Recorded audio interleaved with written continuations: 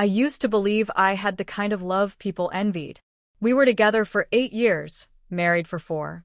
The kind of couple that hosted dinner parties, smiled in photographs, and laughed in public. People called us perfect. And I believed it until I didn't. It's hard to pinpoint when things began to shift. It wasn't loud or dramatic. It was subtle. We went from texting good morning to sending nothing. From long, winding conversations to short, practical exchanges. He was always working late. I convinced myself it was temporary, just a phase. I told myself, he's just tired. He's under pressure. This isn't personal. But when weeks turned to months, I couldn't ignore the silence anymore. We stopped going to bed at the same time. He started sleeping with his back turned to me. No goodnight kisses. No lazy weekend mornings tangled in sheets. Our home felt like a hotel room. Clean, cold, and empty. I missed him. God, I missed him. But I didn't say anything. Maybe I was scared of what the answer would be. Maybe I didn't want to admit that something was wrong. One evening, I made his favorite dinner. I lit candles, played our playlist from when we were dating. He walked in, saw everything, and smiled briefly. Thanks, he said, kissed my cheek like I was a distant aunt, and sat down to eat while scrolling through emails on his phone. I stared at him, searching for a trace of the man I married. But he was somewhere else. Somewhere I couldn't reach. I started talking more to myself, whispering into the silence just to feel like I still existed in the space we used to share. I'd catch glimpses of myself in the mirror and barely recognize the woman staring back. Tired eyes, a forced smile, and a loneliness that clung to me like a shadow. My friends told me I was lucky. At least he's not cheating. At least he's responsible. At least he comes home. I nodded and smiled, pretending their words didn't feel like sharp little lies. Because the truth was, I felt more alone in that marriage than I ever had when I was single. I began to wonder, was this it? Is this what love becomes? Silent dinners, unanswered questions, and a growing space between two people who once couldn't go a day without touching each other? I wanted to believe we could fix it, that if I just held on, he'd come back to me. But some nights, I'd lie in bed, staring at the ceiling, feeling the distance between us like a wall. A wall I didn't know how to climb. And in that silence, I realized something I didn't want to admit. I wasn't happy. I wasn't fulfilled. I wasn't even seen. I never imagined I'd ever question my marriage. But here I was questioning everything. Not out loud. Not to him. Just in my mind, late at night, when the silence said more than either of us ever could. It started on an ordinary Tuesday. I was grabbing coffee before work, eyes still heavy from another sleepless night. He was in line behind me. I didn't notice him until he made a joke about the barista spelling his name wrong for the 5th time. I laughed, genuinely. Not the forced kind I'd gotten used to. It caught me off guard, how easy it was to smile at a stranger. We ended up walking out at the same time. He held the door, made another joke, and something in me sparked. Not attraction, at least not yet. Just attention. Warmth. Presence. He looked at me, not through me. Asked how my morning was going. Waited for an actual answer. I told myself it was nothing. Just a conversation. But I found myself going to that coffee shop again. And again. We never planned it, yet we always seemed to run into each other. Each time the talks got a little longer. He remembered things, my favorite drink, the fact that I hated the cold, that I was married. I told him casually early on. He didn't flinch, just nodded, respectful. But I noticed the way he looked at me. Curious, but careful. I started dressing a little nicer in the mornings. Not for him, at least that's what I told myself. But I liked the way I felt when I saw him. Seen. Lighter. Like the version of me I'd forgotten existed. One morning, he said he'd be late and asked if I wanted to grab lunch instead. I hesitated for too long. My heart beat faster than it should have. I said yes. Over lunch, I told him more than I'd meant to. About work, my frustrations, how I felt invisible lately. He listened, really listened. No interruptions, no checking his phone. Just focused, attentive. I don't even remember the food. Just how calm I felt. I started comparing. Not on purpose, but it happened. The way this man looked into my eyes when I spoke, versus how my husband barely looked up from his laptop. The way he asked follow-up questions, versus the usual nodding silence I got at home. It wasn't about falling for someone else. It was about remembering what connection felt like. The guilt crept in slowly. At first, I justified it. I hadn't done anything wrong. Just coffee. Just lunch. Just conversation. But the line was starting to blur. I thought about him more than I should. I caught myself smiling at texts, wondering what he was doing during the day. It wasn't physical, but it wasn't innocent either. One afternoon, he brushed a strand of hair from my face. Just for a moment. His fingers lingered. I froze, not because it was wrong, but because it felt so right.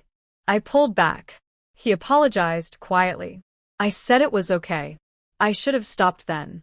Cut it off. Walked away before it went too far. But I didn't. Because deep down, I didn't want to. I craved that feeling. The one I hadn't felt in so long. I wasn't in love. Not yet. But I was already in too deep. I told myself I could handle it. That I was still in control. That this wasn't leading anywhere. But control is the first illusion to break, when feelings start slipping through cracks you never meant to open. What started as casual attention became a need. A need to feel chosen, heard, wanted. The messages changed. Less small talk, more confessions. He said he thought about me at random times, wondered how I was really doing. I responded too quickly. Too often. The rush of it made me feel alive.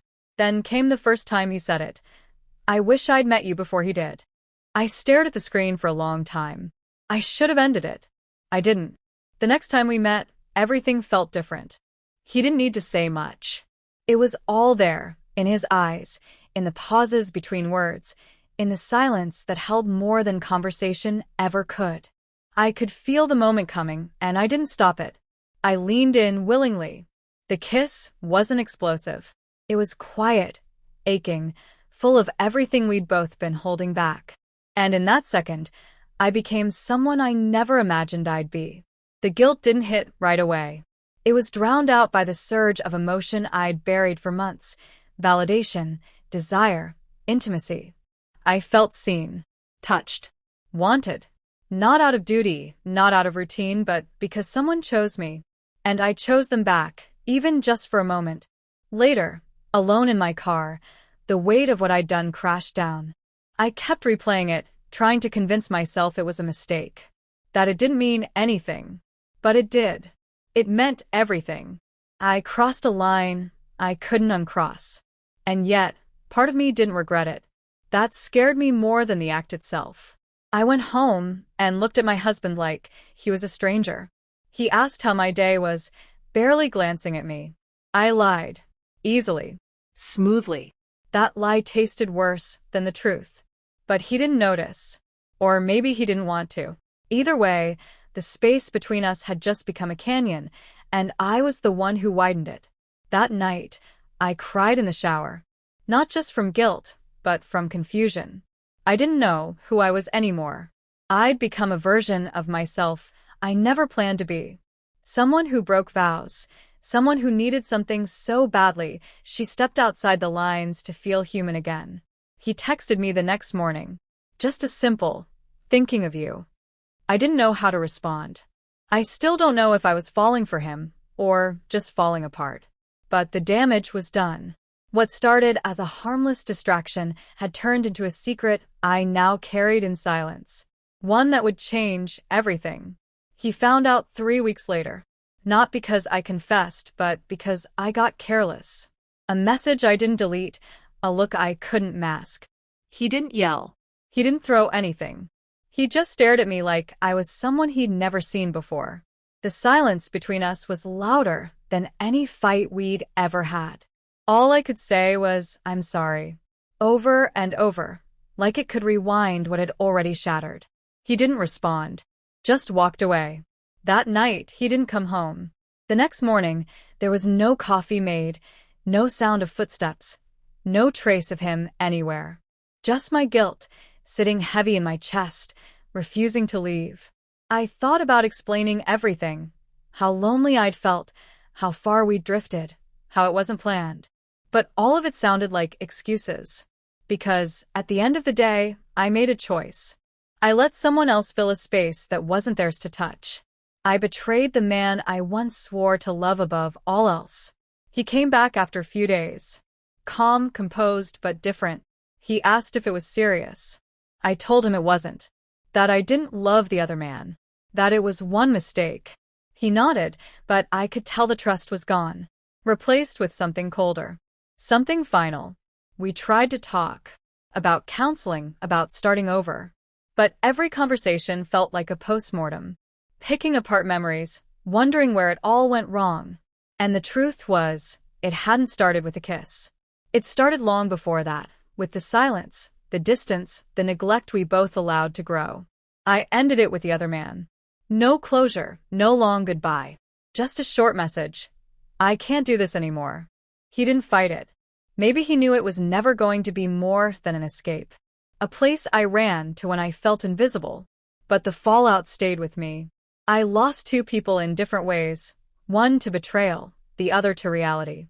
The weeks after were quiet. We lived in the same house but spoke like distant acquaintances. There were no accusations, no dramatic ultimatums. Just absence. A slow, heavy fading. I wanted to go back, but I didn't know how. And I wasn't sure he wanted me to. I still don't know if he forgave me. Or if he ever will. Maybe some things, once broken, can't be made whole again. And maybe that's the price of looking for something outside instead of fixing what's within. I think about it often. How easy it was to step over that line. How fast everything unraveled after. I never imagined I could be that person. I never imagined I'd risk everything for a feeling I couldn't even name. But I did. And I lost more than I ever expected. Not just a marriage, not just trust, but a part of myself I'll never fully get back.